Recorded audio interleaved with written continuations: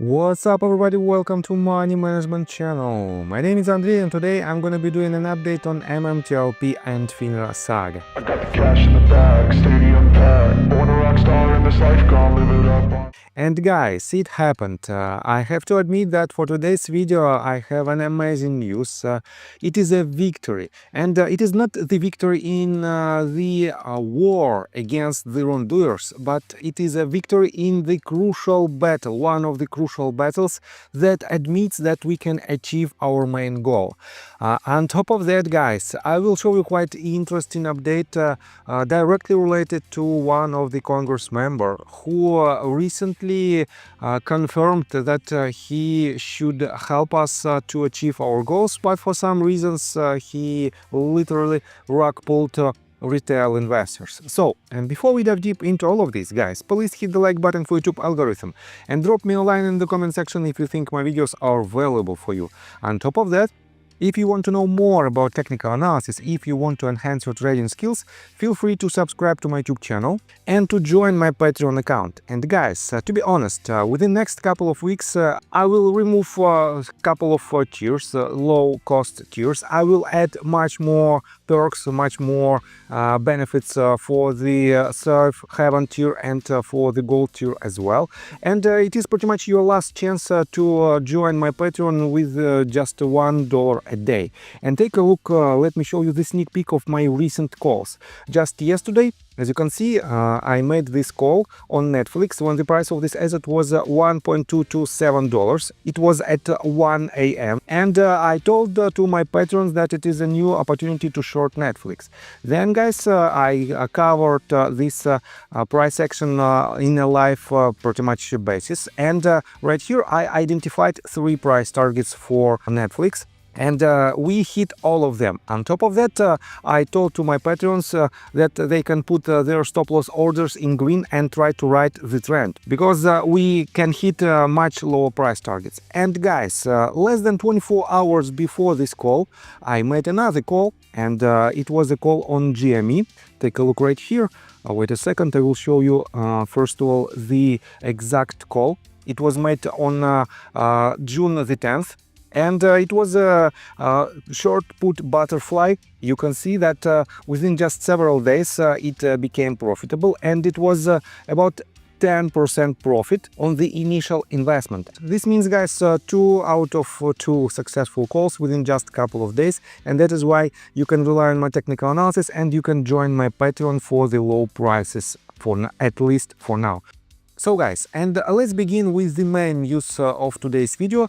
Well, let me show you this court listener webpage related to Trott versus Rubinstein case. And here we have 2 new filings that were made on June 17th, basically less than 24 hours ago.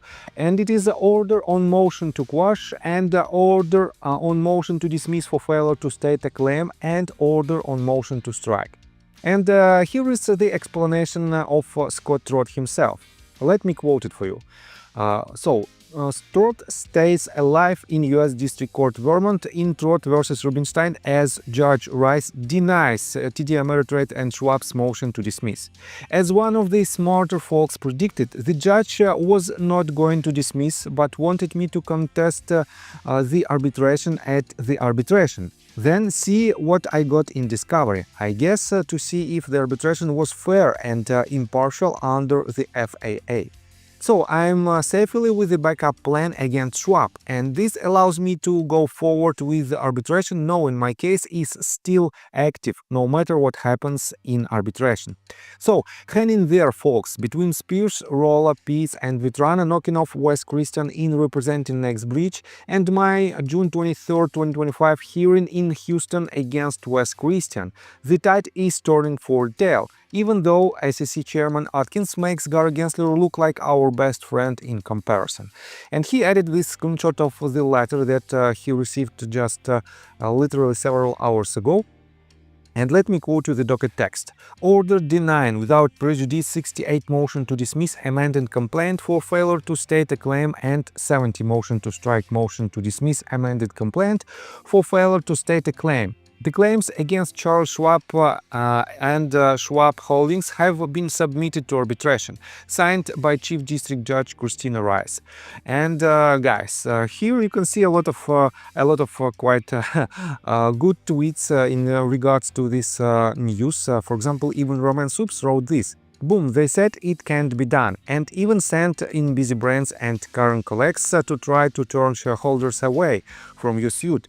But there you go. Now to follow soon, I bet, especially since NextBridge fumbled the assets people cared about and left them holding empty bags. And he also added this, and he even pinned this tweet. He wrote, Scott Roth wins, survives motion to dismiss.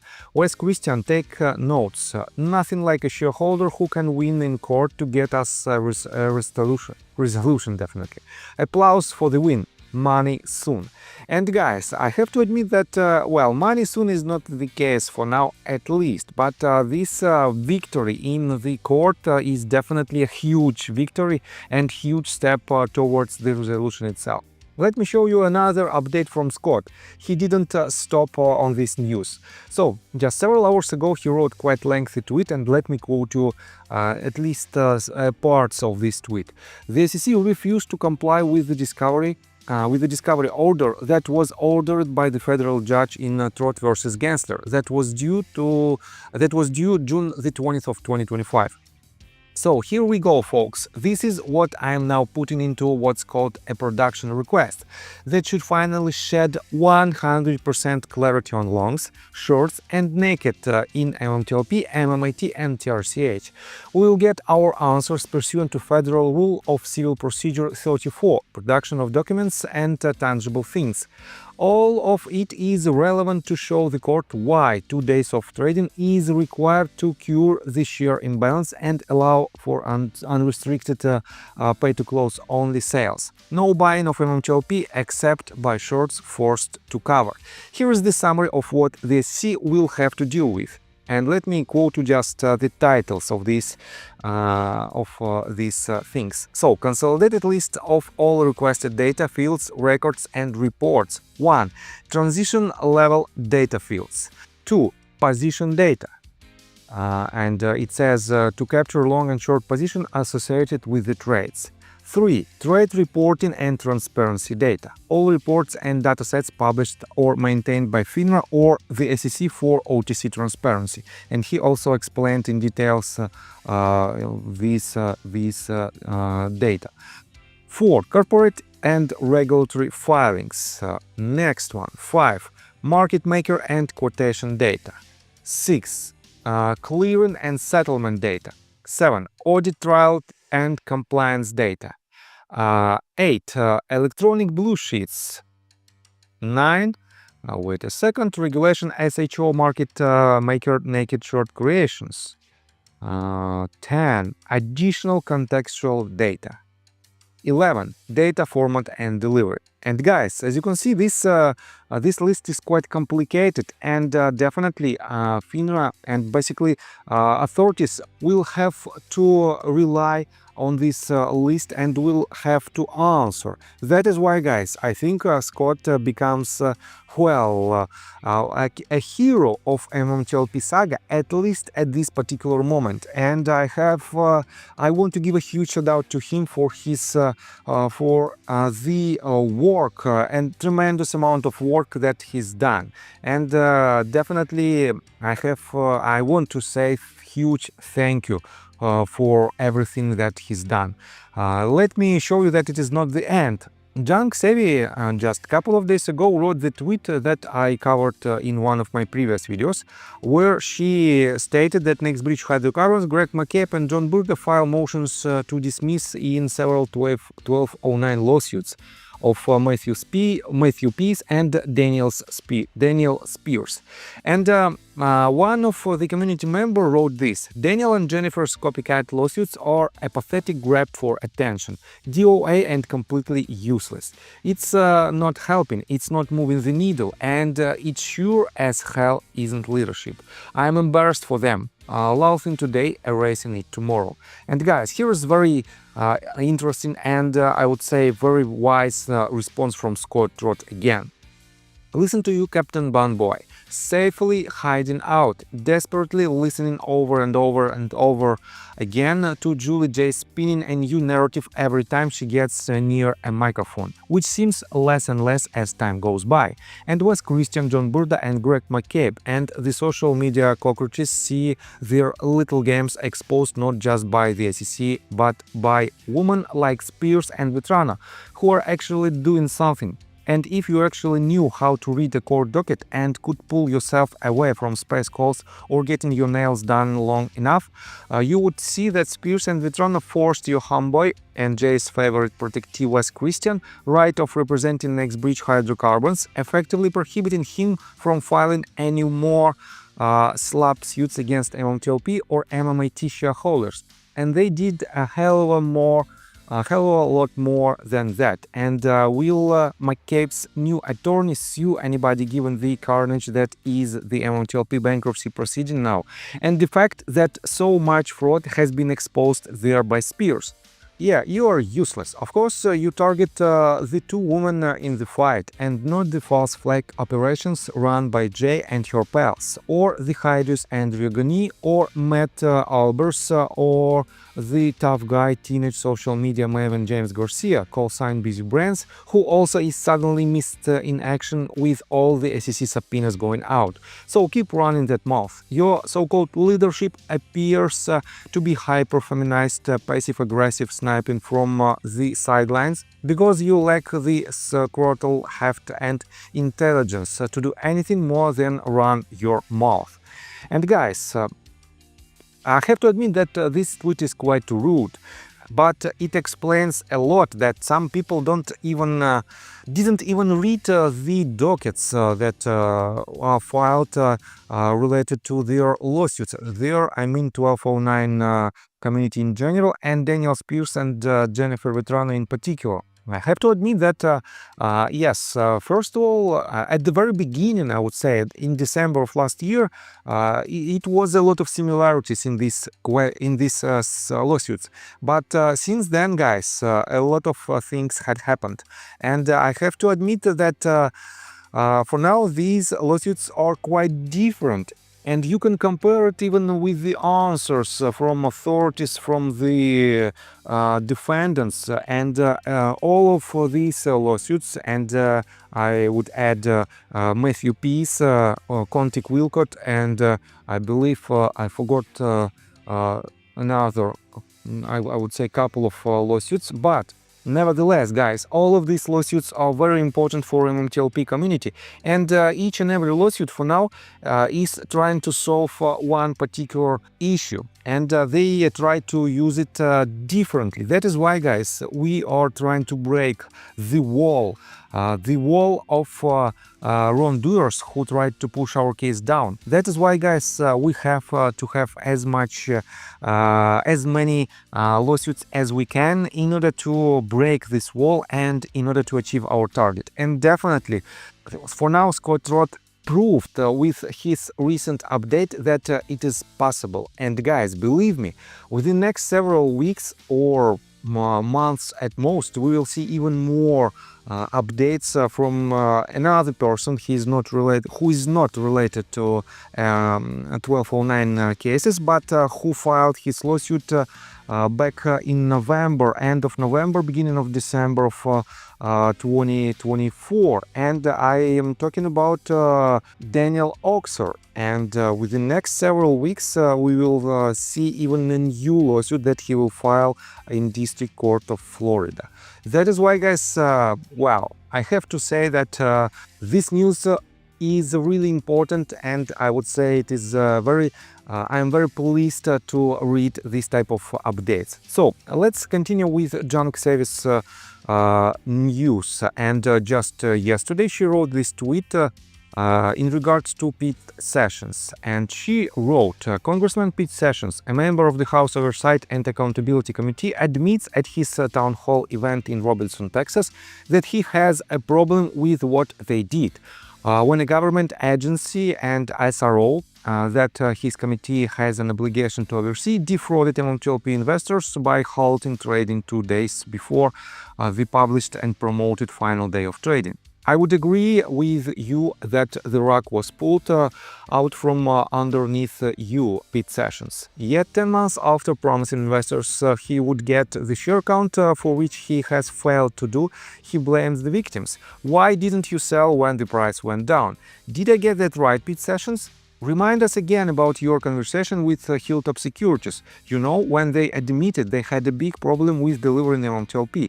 The same Hilltop who was represented by Kelly Bell on FINRA's UPC committee in December of 2022, when she and 7 other broker-dealer representatives, who all had liabilities in MMTLP, made the decision to issue the historic Q3 halt, trapping investors for over 920 days with no settlement, no shares, no money, no answers. It is about time Pete answers some hard questions on the record. And she also added this, in his own words, stating he has a problem with what they did and that MMTLP shareholders got rug pulled with FINRA's U3 halt, yet fails to do the right thing. And here is the comment from due diligence that he wrote 10 hours ago in regards to the same, as you can see, same video, same statements. So, he wrote, yesterday during town hall, Congressman Pete Sessions was asked directly by an MMTLP shareholder about FINRA's conduct and the broken promise of a share audit. Sessions responded by agreeing that the rug was pulled from under us, which we appreciate, but then pivoted to mention the SEC's recent charges against former Meta executives. The shareholder, to their credit, pushed back immediately and pointed out what many of us have said for months now. Those charges have nothing to do with the lack of a share audit and transparency from the regulators. The issue at the heart of this is simple. How many shares exist and why has no regulator been willing to account for them? That question still hangs in the air, unanswered. I also found it interesting that Sessions also brought up the price action on the last day of trading and asked why people didn't sell if they were concerned. So let me try to explain this in a way that hopefully makes it clearer for the congressman or anyone else still asking that question. In the 2 days before the halt, Wednesday, December the 7th and Thursday, December the 8th, every single major US broker told their clients that Friday, December the 9th and Monday, December the 12th would be position close only for MMTLP. That meant you couldn't open new positions, only close out existing ones. In addition to that, some brokers even notified clients that short positions would be forced to close during that time. So what does that mean in practical terms? It means that retail investors were led to believe, based directly on FINRA's own guidance and 2 separate corporate action notices, that Friday and Monday were the critical 2 days to sell. And it wasn't just a hope, it was an expectation. The price of the shares moving upward was not just likely, it was logically anticipated based on the idea that shorts would have no choice but to buy back shares to close, in an environment where opening of any short positions would not be allowed. That's when the price was supposed to run. So why didn't people sell sooner? Because it would have been like walking out of a bingo hall with a nearly full card before the last ball was pulled. If you knew the dealer told the hall that the card would likely fill out on Friday and Monday, why would you walk out of the game on Thursday, especially if your card is nearly full? We were all playing by the timeline FINRA gave us. Then they moved the goalpost mid-play. They halted trading on Friday before the open without warning and locked everyone in. That's why people didn't sell, because we were told explicitly that we still had time. So, Mr. Sessions, with respect, we appreciate your continued acknowledgement that something went terribly wrong here. But let's not minimize the decision to hold based on clear regulatory messaging that was reversed without notice. This wasn't investor negligence. This was investor reliance on information published by FINRA and echoed by brokerages across the country. And that is exactly why share audit is still critical, because if that rug pull happened after millions of counterfeit or unsettled shares were sold into this security and never reconciled, then what happened to us wasn't just a regulatory breakdown, It was fifth, plain and simple, sir. We invite your office to re-engage, demand a share audit you called for, and press the SEC and FINRA for real answers, not recycled statements. At this point, transparency should not be optional. Thank you. And guys, yes, I totally agree with these statements that we have to know more. We have to have more clarity in this field. But is it useful for us to ask several Congress members to have to make this happen? In my opinion, it is not the most prominent path. And guys, in my opinion, again, only through the litigation processes we can force the wrongdoers to make the things happen, to see some kind of relief in our case and to have a resolution. That is why, guys, keep pushing, and no matter what, we have to win this battle. So, I think that's all information that I want to provide you. If you like my video, please hit the like button and subscribe to my channel with notification bell. And see you guys and girls next time. Bye! I got the cash in the bag, stadium